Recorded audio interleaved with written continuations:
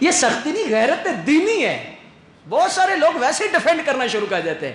جیسے آج صحابہ کبار رضوان اللہ علیہم اجمعین کے متعلق عمران خان نے صریح طور پر گستاخی کی ہے. تقریر کے اندر صریح گستاخی ہے عمران خان کی نا. بھئی عمران خان سے پوچھنا چاہیے کہ صحابہ کے متعلق یہ کہنا کہ لوٹ کسوٹ کا مال، یہ کہنا کرنے چلے گئے تھے، یہ کہنا کہ صحابہ کبار ڈر کے بھاگ گئے تھے. ہم پوچھنا چاہتے ہیں محترم، وہ کون سے صحابہ تھے جو ڈر کے بھاگے تھے؟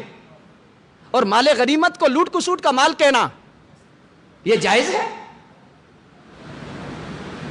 کتنی بڑی آپ کی سیٹ ہے اور کتنے بڑے بلنڈر آپ مارتے ہیں. ایسے بلنڈر مارنا چاہیے، ایسے کہنا چاہیے. آپ کو پتا نہیں کہ جن ہستیوں کے بارے میں آپ بول رہے ہیں، منہ کھول رہے ہیں، قرآن کیسے قصیدے پڑھ رہا ہے؟ اولئک هم المؤمنون حقا یبتغون فضلا من اللہ ورضوانا رضی اللہ عنہم ورضوا عنہ. اللہ کا قرآن کہہ رہا ہے یہ سارے پکے مومن ہیں، ساری ریا والے نہیں، رضا والے ہیں. اور سبھی کے چہرے کو دیکھ کے خدا یاد آتا ہے. اور سب سے بڑی بات، رب ان سے راضی ہے، یہ رب سے راضی ہے.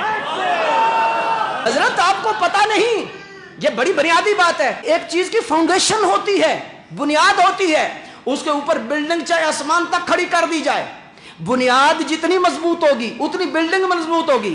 اور بنیاد ختم ہو جائے بلڈنگ زمین بوس ہو جائے گی. تمام صحابہ یاد رکھیں یہ دین کی بلڈنگ کی بنیاد ہے. تو عمران خان صاحب پر اعلانیہ توبہ بنتی ہے، اور اسی طرح جس طرح تقریر کی ہے اس طرح میڈیا پر آ کے توبہ کرے.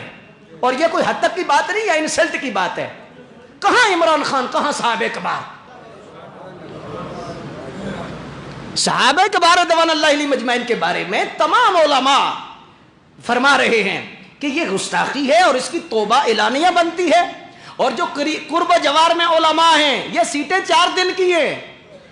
حضرت انہیں سمجھائیں کہ ٹھیک ہے عام آپ جو ہے وہ بولیں، بولتے جائیں، کلام کریں، ٹھیک ہے، لیکن دین پر جب بات کریں تو پہلے سمجھ کے آیا کریں، پہلے پڑھ کے آیا کریں. ہمیں اچھی بات لگتی ہے ریاست مدینہ کا نام لینے سے، ہمیں اچھا لگتا ہے سرکار کی سیرت کا حوالہ دینے سے، بڑا اچھا لگتا ہے. لیکن اس کی قطعاً یہ اجازت نہیں دیں گے کہ ایسے بلنڈر مارے جائے ان ہستیوں کے بارے میں کہ جن ہستیوں کا آج میں پڑھ رہا تھا کہ نبی پاک کے صحابہ کا ذکر پاک، جیسے قرآن کہتا ہے نا مثل ہو فی التوراۃ و مثل ہو فی الانجیل، فرمایا کہ مثال انجیل میں بھی ہے، تورات میں بھی ہے. اور میں پڑھ رہا تھا، حیران ہو رہا تھا کہ حضرت موسیٰ علیہ السلام پر جو کتاب شریف نازل ہوئی، تورات شریف، اس میں موسیٰ علیہ السلام کے صحابہ کی شان کے حوالہ سے 4 آیات نازل ہوئی. اور میرے اور آپ کے حضور نبی پاک کے صحابہ کے متعلق اللہ نے تورات میں 8 آیتیں نازل فرمائی. انجیل میں حضرت عیسیٰ علیہ السلام کے جو حواری تھے، عیسیٰ علیہ السلام کے جو صحابہ تھے، ان کے متعلق 6 آیات نازل ہوئی. اور سرکار کے صحابہ کے متعلق اللہ نے 13 آیات نازل کروائی. زبور شریف کے اندر صحابہ کبار جو حضرت داؤد علیہ السلام کے صحابہ تھے، ان کی 4 آیات نازل ہوئی ان کی شان میں. اور حضور کے صحابہ کے متعلق اللہ پاک نے 9 آیات زبور شریف میں نازل فرمائی.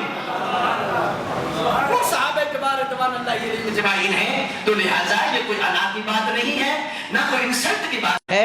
محترم، اب میڈیا پہ آپ کے سچی توبہ کیجئے اور تمام مسلمانوں سے معافی مانگیے کہ جن کے دل دکھے ہیں، کروڑوں مسلمانوں کے دل زخمی ہوئے ہیں اس بات سے. یہ قطعاً اس چیز کی اجازت نہیں ہے. آپ نے ایک اور بلنڈر بھی مارا تھا OIC میں، اور وہ بلنڈر کیا تھا؟ آپ نے شاید غور نہ فرمایا ہو جی، کہ اسرائیل اور فلسطین کے متعلق نے کہا کہ on the one solution، ایک ہی سلوشن ہے، اور وہ کیا ہے کہ اسرائیل کو بھی تسلیم کیا جائے اور فلسطین کو بھی تسلیم کیا جائے. بھئی اسرائیل کو تسلیم کیسے کیا جائے؟ آپ کے پاکستان کا قانون کہہ رہا ہے، آپ کے پاسپورٹ پہ لکھا ہے کہ تمام ممالک کے لیے یہ ویلڈ ہے سوائے اسرائیل کے. اسرائیل کو سرے سے ہم تسلیم نہیں کرتے، تو OIC میں آپ اعلان کر رہے ہیں اسرائیل کو تسلیم کیا جائے. واٹ از دس؟ یہ کیا ہے؟ ایسا نہ کیجئے. سچی توبہ کیجئے، یہ ہمارا مشورہ ہے، اور اعلانیہ توبہ کیجئے، اور اس پر کوئی ڈیفینڈ کرنے والے ڈیفینڈ نہ کریں کہ ایسے ہے جی، اس کا مقصد یہ تھا جی، اس کا مقصد یہ تھا جی، نہ شٹ اپ۔ صحابہ کے متعلق کوئی بالکل ایسی طویل نہیں ہم لیں گے کہ یہ ہے، نہیں، بس سچی توبہ کیجئے اور اعلانیہ توبہ کیجئے، اس میں کوئی انسلٹ کا پہلو نہیں نکلتا، بلکہ عزت و عظمت بڑھتی ہے بندے کی جب اپنا بندہ غلطی تسلیم کرتا ہے۔